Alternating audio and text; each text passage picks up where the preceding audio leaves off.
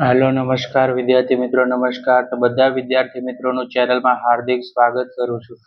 તો વિદ્યાર્થી મિત્રો, આજે આપણે ધોરણ 10માં વિષય ગણિતમાં ચેપ્ટર નંબર 3 દ્વિચલ સુરેખ સમીકરણ યુગ્મમાં સ્વાધ્યાય 3.1 નો પ્રશ્ન નંબર 3 જોવા જઈ રહ્યા છે. તો વિદ્યાર્થી મિત્રો, ચેનલ પર પહેલી વાર આ ચેનલને સબસ્ક્રાઇબ કરી દેજો, બેલ નોટિફિકેશન હિટ કરી દેજો.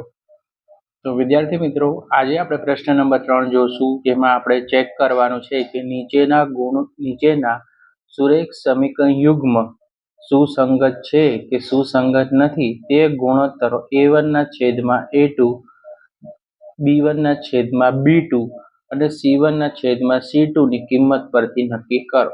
એના માટે આપણે એક ટેબલ છે, જે કોષ્ટક છે, આપણે તૈયાર કરવાનો રહેશે અને 1 માર્કમાં પૂછાય છે વિકલ્પોમાં.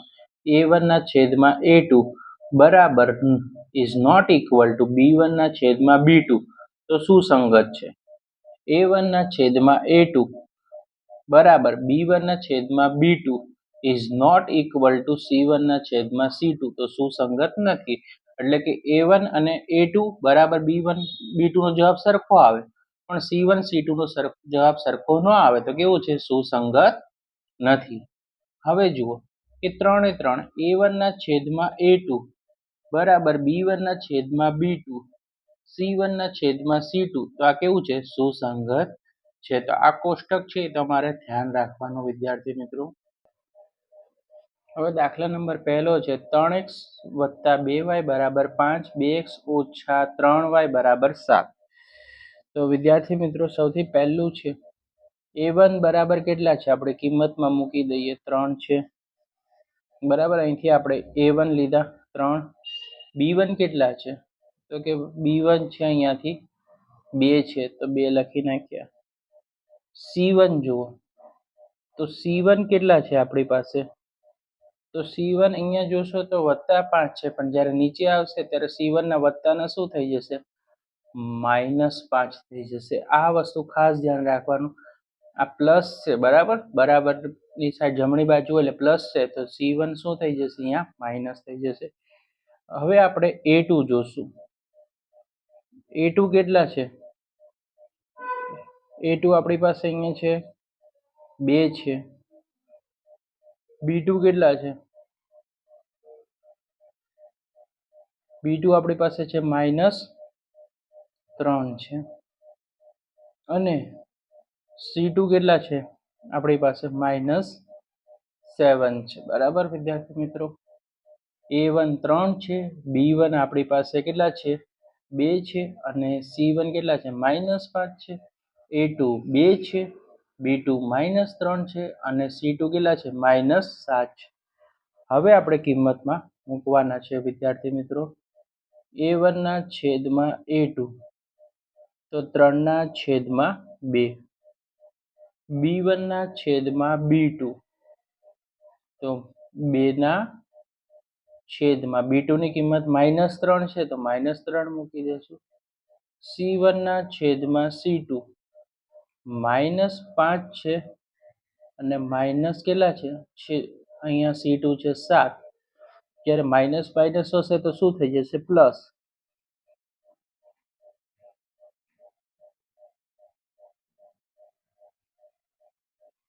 તો અહીંયા કેટલા થઈ જશે? 5 ના છેદમાં 7 થઈ જશે. તો ત્રણેય સમીકરણો કેવા છે? તો આપણે સૌથી પહેલા જોઈએ તો કે a1 ના છેદમાં a2 બરાબર ઇઝ નોટ ઇક્વલ ટુ બરાબર નથી b1 ના છેદમાં b2. બંને જવાબ કેવા છે? અલગ અલગ છે. તમે અહીંયા જોશો a1 ના છેદમાં a2 અને b1 ના છેદમાં b2 નો જવાબ કેવો છે? સરખા નથી. તો આપેલ સુરેખ સમીકરણ યુગ્મ કેવું છે? સુસંગત છે. સુસંગત છે. હવે બીજો દાખલો 2x - 3y બરાબર 8, 4x - 6y બરાબર 9. તો a1 બરાબર કેટલા થશે વિદ્યાર્થી મિત્રો? 2 લખી નાખશું. b1 લખી નાખશું આપણે -3. આ છે આ આપણું a1 2 છે, b1 કેટલું છે -3 અને c1 કેટલું છે આપણી પાસે 8 છે, તો 8 લખી નાખો. પણ અહીંયા વત્તા છે, જ્યારે અહીંયા નીચે આવે ત્યારે એટલું ધ્યાન રાખવાનું કેવા થઈ જશે? માઇનસ થઈ જશે. a2 કેટલું છે વિદ્યાર્થી મિત્રો? 4. પછી b2 કેટલું છે? -6. ધ્યાન રાખવાનું -6 છે. તો c2 કેટલું થઈ જશે? આ +9 છે, જ્યારે નીચે આવશે ત્યારે વત્તાના ઓછા થઈ જશે, એટલે કે -9 થશે. બરાબર. હવે તમારે લખવાનું છે a1 ના છેદમાં a2. a1 ના છેદમાં a2 તો 2 ના છેદમાં 4. તો 2 એકા 2 અને 2 દુ 4 એટલે 1/2 આવશે વિદ્યાર્થી મિત્રો. બરાબર. 2 એકા 2 અને 2 દુ 4 એટલે 1/2 થઈ ગયું. બરાબર. હવે b1 ના છેદમાં b2. તો અહીંયા તમે જોઈ શકો છો b1 ની કિંમત છે -3 અને b2 ની કિંમત કેટલી છે? -6. તો 3 ના છેદમાં 6 પણ બંને માઇનસ માઇનસ છે, તો માઇનસ માઇનસ શું થઈ જશે? પ્લસ થઈ જાય. 3 એકા 3 અને 3 દુ 6 એટલે 1/2 આન્સર આવી ગયો.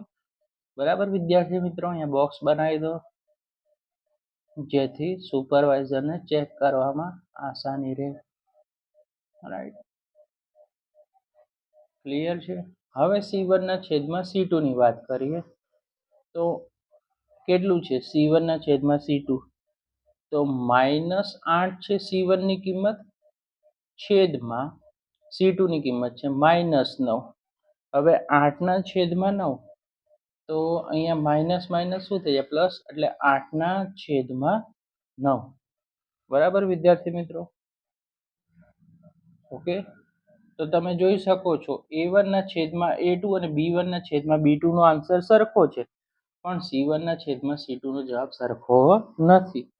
તો માટે આપણે લખવાનું કે a1 ના છેદમાં a2 બરાબર b1 ના છેદમાં b2, પણ c1 ના છેદમાં c2 સરખું નથી, એટલે કે ઇઝ નોટ ઇક્વલ ટુ. તો આ સમીકરણ કેવું થશે? તો આપેલ સુરેખ સમીકરણ યુગ્મ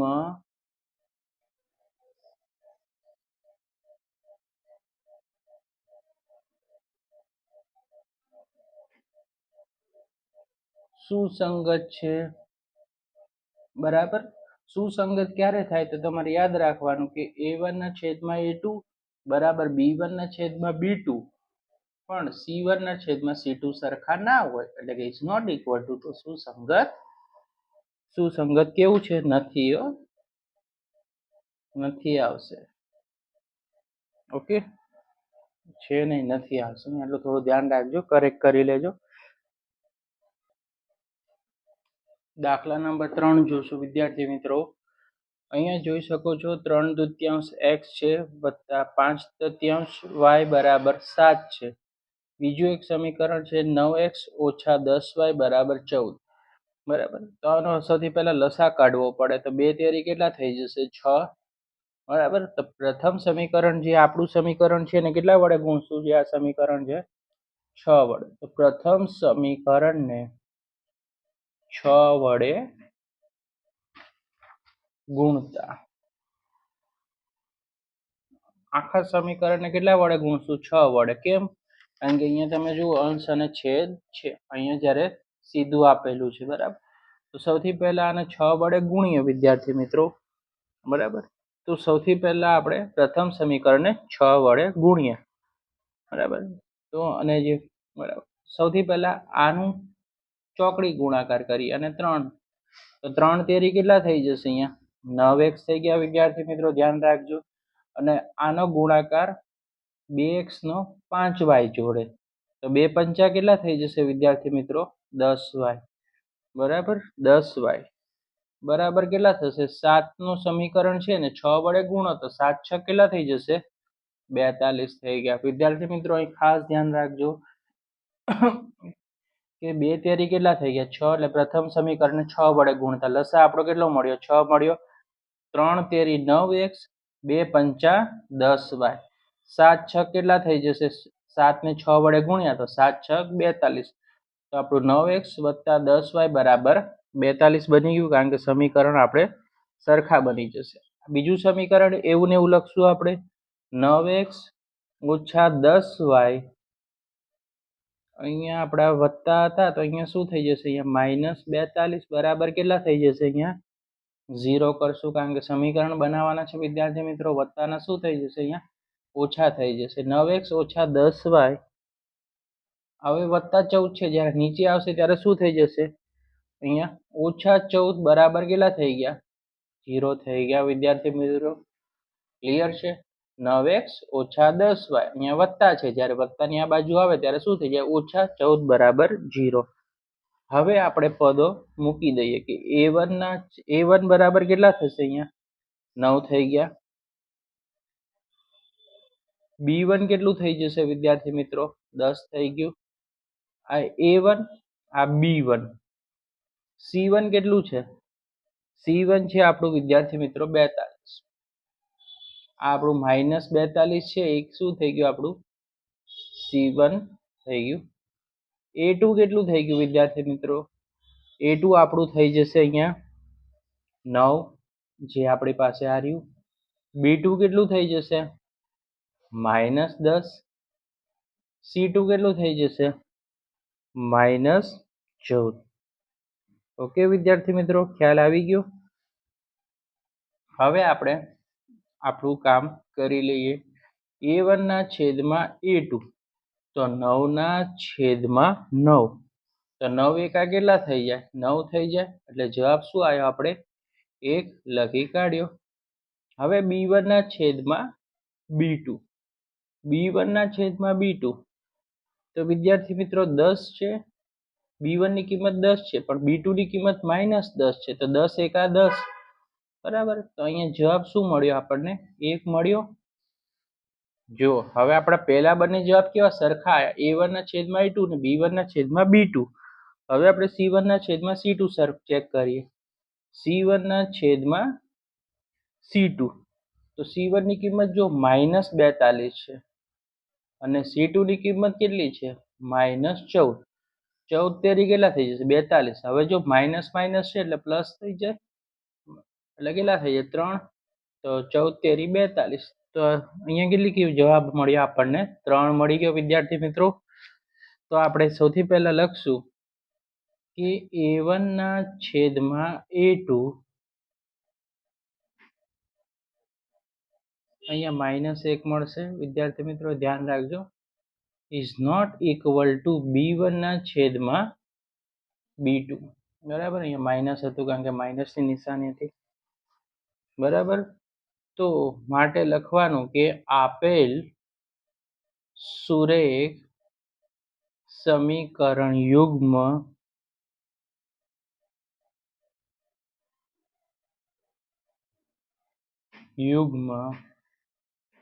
સુસંગત છે સુસંગત કઈ રીતે કે a1 ના છેદમાં a2 બટ b1 ના છેદમાં b2 સરખા નથી માટે સુસંગત છે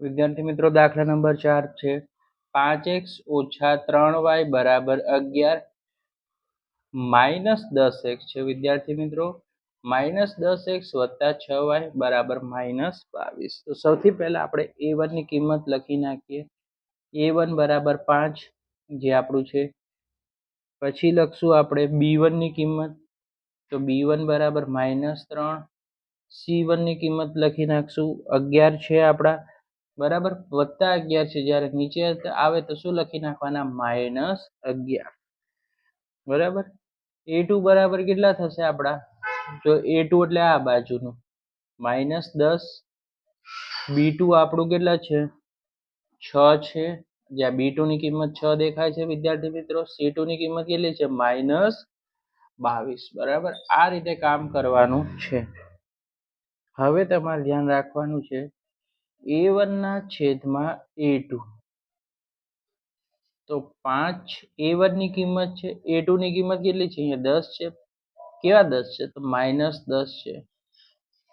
5/10 તો આવશે 1/2, પણ 1/2 આવશે, પણ અહીંયા માઇનસનું ચિહ્ન છે તો -1/2 આવશે. b1/b2, b1 ની કિંમત -3 છે અને b2 ની કિંમત કેટલી છે? 6 છે. બરાબર કેટલા આવશે વિદ્યાર્થી મિત્રો? -1/2 આવશે. 3 × 3 3 × 6 એટલે -1/2 આવશે. હવે આપણે ચેક કરવાનું છે C1/C2, -11 -22. તો આનું પણ શું થઈ જશે? 1/2 આવશે.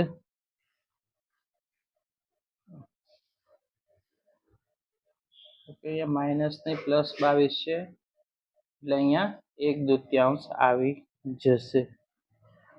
માઇનસમાં આન્સર. તો ત્રણેય આન્સર કેવા છે વિદ્યાર્થી મિત્રો? તો આપેલ સુરેખ સમીકરણ યુગ્મ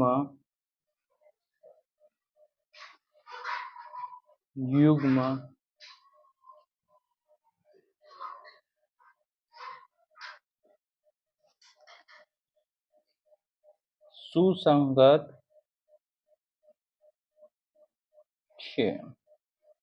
કારણ કે અહીંયા તમે કન્ડિશન જુઓ, a1/a2, b1/b2 અને c1/c2 છે.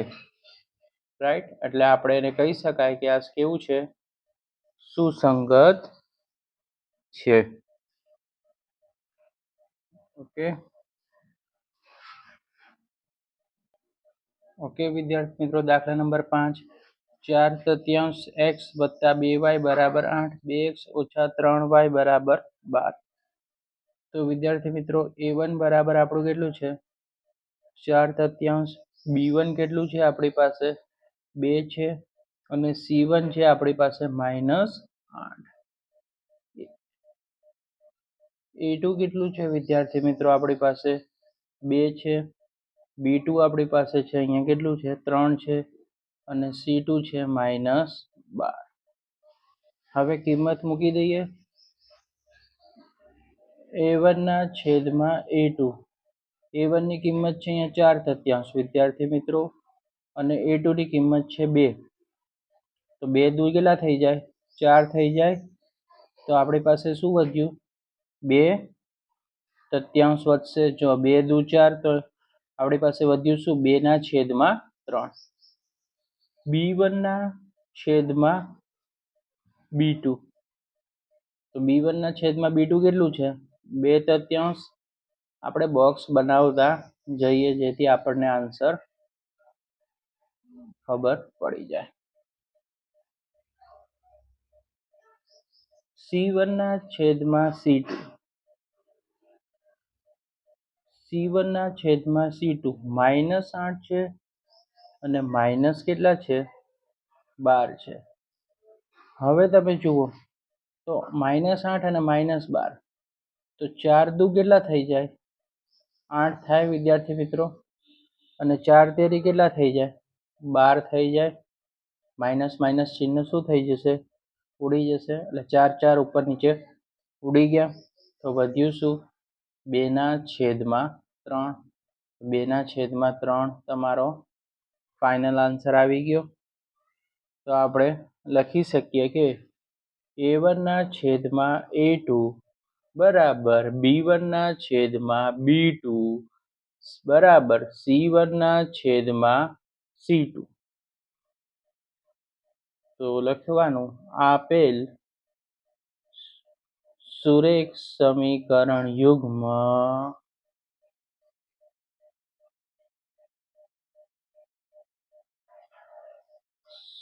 સુસંગત છે. તો વિદ્યાર્થી મિત્રો, વિડીયો પસંદ આવે વિડીયો લાઈક કરી દેજો, ચેનલને સબસ્ક્રાઈબ કરી દેજો અને વિડીયો વધુમાં વધુ મિત્રો સુધી શેર કરી દેજો. Like, share and subscribe.